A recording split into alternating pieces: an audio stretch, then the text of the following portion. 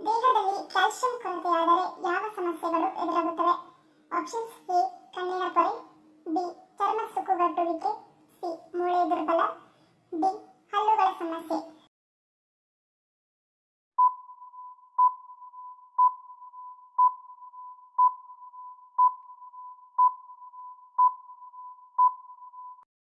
ಸರಿಯಾದ ಉತ್ತರ option C ಮತ್ತು ಡಿ. ಕ್ಯಾಲ್ಸಿಯಂ ಪ್ರಮಾಣ ನಮ್ಮ ದೇಹಕ್ಕೆ ಅಗತ್ಯವಾಗಿ ಬೇಕಾದ ಪ್ರಮುಖ ಖನಿಜಾಂಶವಾಗಿದೆ. ವಯಸ್ಸಾದಂತೆ ಇದು ನಮ್ಮ ಮೂಳೆಗಳನ್ನು ಗಟ್ಟಿ ಮಾಡುವುದು ಮಾತ್ರವಲ್ಲದೆ ಮೂಳೆಗಳ ಸಾಂದ್ರತೆಯನ್ನು ಕಾಪಾಡುತ್ತದೆ.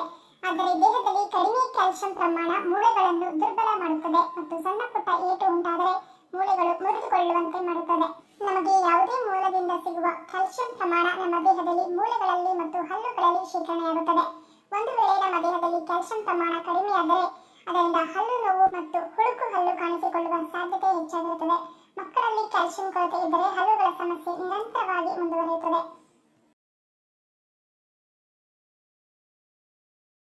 ವರ್ಷಕ್ಕೆ ಒಮ್ಮೆಯಾದರೂ ಯಾವುದನ್ನು ತೆಗೆದುಕೊಳ್ಳುವುದರಿಂದ ಪಾರ್ಶ್ವವಾಯುವಿನಂತಹ ಸಮಸ್ಯೆಗಳು ಎದುರಾಗುವುದಿಲ್ಲ? Options: A. ಬೇವಿನ ರಸ, ಬಿ. ಹರಳೆಣ್ಣೆ, ಸಿ. ತೆಂಗಿನ ಎಣ್ಣೆ, ಡಿ. ಗೋಮೂತ್ರ.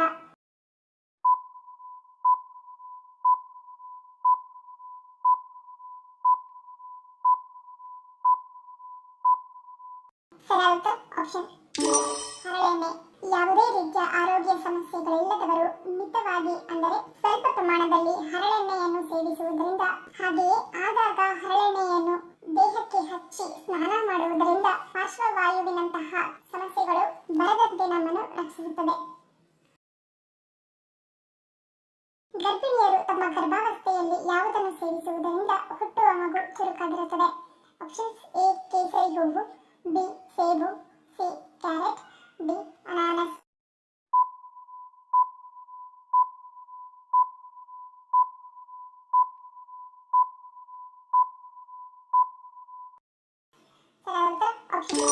ಅನಾನಸ್.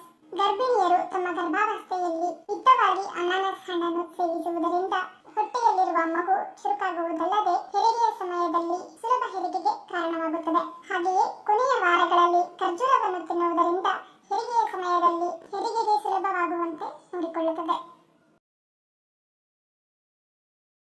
ಕಣ್ಣು ನೋವಿದ್ದಾಗ ಕಪ್ಪು ಕನ್ನಡಕ ಧರಿಸಬೇಕು ಎಂದು ಹೇಳಲು ಕಾರಣವೇನು? Options: A. ಸೋಂಕು ಹರಡುವಿಕೆ, ಬಿ. ತಂಪಾಗಲು, ಸಿ.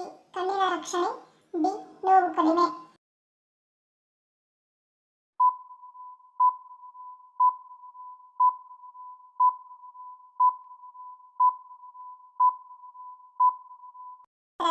Option C. ಕಣ್ಣಿನ ರಕ್ಷಣೆ.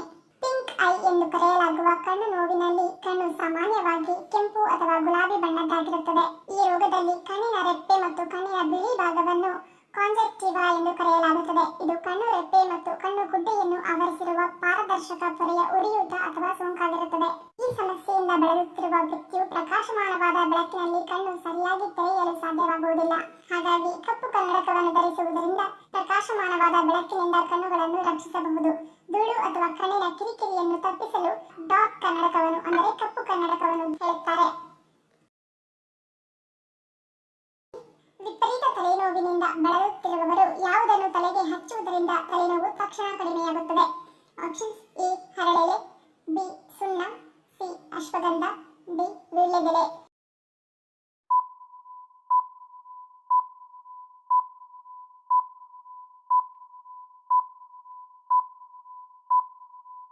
ಸರಿಯಾದ ಉತ್ತರ ಆಪ್ಷನ್ ಡಿ. ವೀಳ್ಯದೆಲೆ. ವಿಪರೀತ ತಲೆನೋವಿನಿಂದ ಬಳಲುತ್ತಿರುವವರು ವೀಳ್ಯದೆಲೆಯನ್ನು ಪೇಸ್ಟ್ ಮಾಡಿ ಅದನ್ನು ಹಣೆಯ ಮೇಲೆ ಹಚ್ಚಿ ಅದು ಒಣಗಿದ ನಂತರ ತೊಳೆಯುವುದರಿಂದ ತಲೆನೋವು ತಕ್ಷಣ ನಿವಾರಣೆಯಾಗುತ್ತದೆ. 2024ರ ಜನಗಣತಿಯ ಪ್ರಕಾರ ವಿಶ್ವದ ಅತಿ ಹೆಚ್ಚು ಜನಸಂಖ್ಯೆಯನ್ನು ಹೊಂದಿರುವ ದೇಶ ಯಾವುದು? Options: A.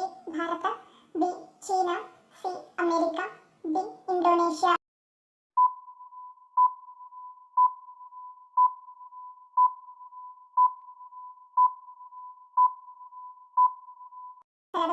Option A. Bharat.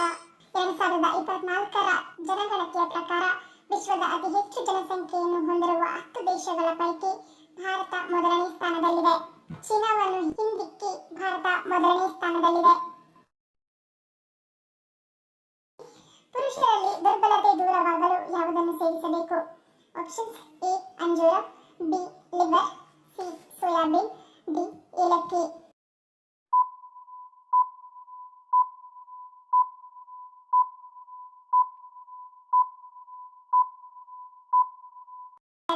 Option B ಏಲಕ್ಕಿ. ಪುರುಷರು ರಾತ್ರಿ ಮಲಗುವ ಮುನ್ನ ಕನಿಷ್ಠ 2 ಏಲಕ್ಕಿಯನ್ನು ತಿನ್ನುವುದರಿಂದ ಪುರುಷರಲ್ಲಿ ದುರ್ಬಲತೆ ದೂರವಾಗುತ್ತದೆ. ಹಾಗೆಯೇ ಲೈಂಗಿಕ ಆರೋಗ್ಯ ಸುಧಾರಿಸಲು ಇದು ಸಹಾಯ ಮಾಡುತ್ತದೆ. ಮಳೆಗಾಲ ಅಥವಾ ಚಳಿಗಾಲದಲ್ಲಿ ನಮ್ಮ ದೇಹವನ್ನು ಬೆಚ್ಚಗಾಗಿಸಲು ಯಾವುದನ್ನು ಸೇವಿಸಬೇಕು? Options: A paneer, B dry fruits, C ಮೊಟ್ಟೆ, ಡಿ ಮಟನ್.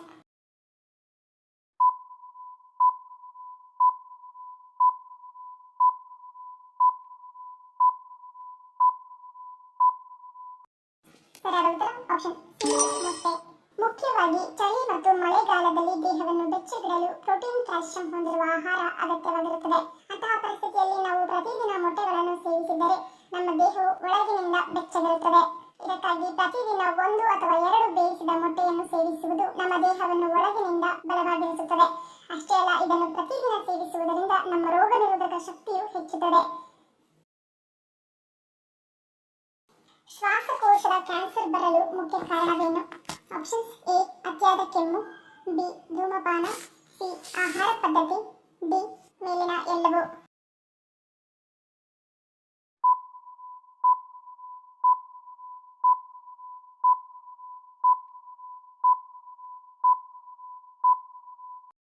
ಸರಿಯಾದ ಉತ್ತರ ಆಪ್ಷನ್ ಡಿ ಮೇಲಿನ ಎಲ್ಲವೂ. ಶ್ವಾಸಕೋಶದ ಕ್ಯಾನ್ಸರ್ ಒಂದು ರೀತಿಯ ಕ್ಯಾನ್ಸರ್ ಆಗಿದ್ದು, ಅದು ಸೋಂಕಿತ ವ್ಯಕ್ತಿಯ ಶ್ವಾಸಕೋಶದ ಮೇಲೆ ಪರಿಣಾಮ ಬೀರುವುದರ ಜೊತೆಗೆ ಶ್ವಾಸಕೋಶದ ಅಂಗಾಂಶಗಳ ಅನಿಯಂತ್ರಿತ ಬೆಳವಣಿಗೆಯನ್ನು ಉಂಟುಮಾಡುತ್ತದೆ ಮತ್ತು ದುಗ್ಧರಸ ಗ್ರಂಥಿಗಳು, ಮೆದುಳು, ಮೂತ್ರಜನಕಾಂಗದ ಗ್ರಂಥಿಗಳು, ಯಕೃತ್ ಮತ್ತು ಮೂಳೆಗಳಂತಹ ಇತರ ಪ್ರದೇಶಗಳಿಗೆ ವೇಗವಾಗಿ ಹರಡುತ್ತದೆ. ಆರಂಭಿಕ ಹಂತಗಳಲ್ಲಿ ಶ್ವಾಸಕೋಶದ ಕ್ಯಾನ್ಸರ್ ಯಾವುದೇ ಲಕ್ಷಣಗಳನ್ನು ತೋರಿಸುವುದಿಲ್ಲವಾದರೂ ಮುಂದುವರಿದ ಹಂತದಲ್ಲಿ ಕಂಡುಬರುವ ರೋಗ ಲಕ್ಷಣಗಳು ಸಾಮಾನ್ಯವಾಗಿ ಹೋಗದಿರುವ ನಿರಂತರ ಕೆಮ್ಮು, ಕೆಮ್ಮುವಾಗ ರಕ್ತವನ್ನು ಗುರುತಿಸುವುದು, ಉಸಿರಾಟದ ತೊಂದರೆ, ಕರ್ಕಶ ಶಬ್ದ, ತೂಕವನ್ನು ಕಳೆದುಕೊಳ್ಳುವುದು, ಎದೆ ನೋವು ಮತ್ತು ತಲೆನೋವು. ಹಾಗೆಯೇ ಅಧ್ಯಯನಗಳ ಪ್ರಕಾರ ಶ್ವಾಸಕೋಶದ ಕ್ಯಾನ್ಸರ್ ಅಪಾಯಕ್ಕೆ ಆಹಾರದ ಅಂಶಗಳು ಕೊಡುಗೆ ನೀಡುತ್ತವೆ. ಅನೇಕ ವರದಿಗಳು ಸೂಚಿಸಿರುವ ಹಾಗೆ ವಿಟಮಿನ್ ಎ, ಸಿ ಮತ್ತು ಇ ನಂತಹ ಉತ್ಕರ್ಷಣ ನಿರೋಧಕಗಳ ಕಡಿಮೆ ಸೀರಂ ಸಾಂದ್ರತೆಗಳು ಶ್ವಾಸಕೋಶದ ಕ್ಯಾನ್ಸರ್ನ ಬೆಳವಣಿಗೆಗೆ ಕಾರಣವಾಗುತ್ತದೆ. ವಧು ಯಾವಾಗಲೂ ಏಕೆ ವರನ ಎಡ ಬದಿಯಲ್ಲಿರಬೇಕು ಎನ್ನುತ್ತಾರೆ? ಆಪ್ಷನ್ಸ್: ಎ ಹೃದಯಕ್ಕೆ ಹತ್ತಿರ, ಬಿ ಸಂಪ್ರದಾಯ, ಸಿ ರಕ್ಷಣೆಯ ಸಂಕೇತ, ಡಿ ಮೇಲಿನ ಎಲ್ಲವೂ.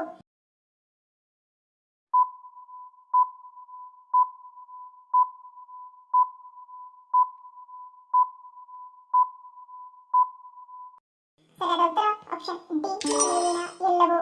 ನಮ್ಮ ಹೃದಯ ಎಡಭಾಗದಲ್ಲಿರುತ್ತದೆ. ಆದುದರಿಂದ ವಧು ವರನ ಎಡಬದಿಗೆ ಅಂದರೆ ಹೃದಯದ ಹತ್ತಿರದಲ್ಲಿ ನಿಲ್ಲುತ್ತಾಳೆ ಎಂದು ಹೇಳಲಾಗುತ್ತದೆ. ಹಿಂದಿನ ಕಾಲದಲ್ಲಿ ಸಂಪ್ರದಾಯದಂತೆ ವರ ತನ್ನ ಪತ್ನಿಯನ್ನು ರಕ್ಷಿಸುವ ಸಲುವಾಗಿ ಖಡ್ಗವನ್ನು ಬಲ ಕೈಯಲ್ಲಿ ಹಿಡಿಯುವುದರಿಂದ ವಧು ಎಡಬದಿಯಲ್ಲಿ ನಿಲ್ಲುತ್ತಿದ್ದಳಂತೆ.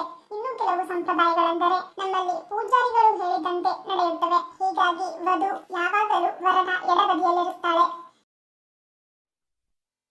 ಧನ್ಯವಾದಗಳು. ನಿಮ್ಮ ಪ್ರೀತಿಯ ಲೈಕ್ ಕೊಟ್ಟು ಪ್ರೋತ್ಸಾಹಿಸಿ. ಇನ್ನು ಹೆಚ್ಚಿನ ಮಾಹಿತಿಗೆ ನಮ್ಮ ಚಾನೆಲ್ ಸಬ್ಸ್ಕ್ರೈಬ್ ಮಾಡಿ, ಪಕ್ಕದಲ್ಲಿರುವ ಬೆಲ್ ಬಟನ್ ಕ್ಲಿಕ್ ಮಾಡಿ. ಇನ್ನೊಂದು ಇಂಟ್ರೆಸ್ಟಿಂಗ್ ಪ್ರಶ್ನೆಗಳೊಂದಿಗೆ ಸಿಗ್ತೀನಿ. Love you all. Take care.